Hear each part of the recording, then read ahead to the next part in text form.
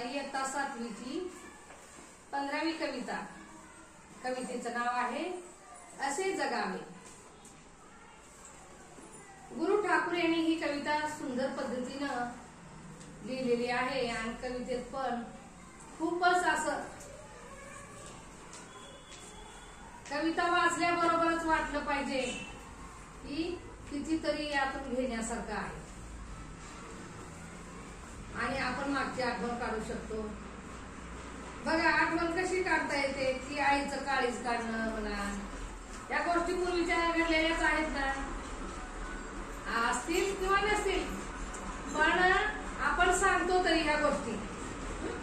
तर ही कविता चालीवर कशी म्हणायची आज मी तुम्हाला म्हणून दाखवते. माझ्या मागे तुम्ही म्हणा.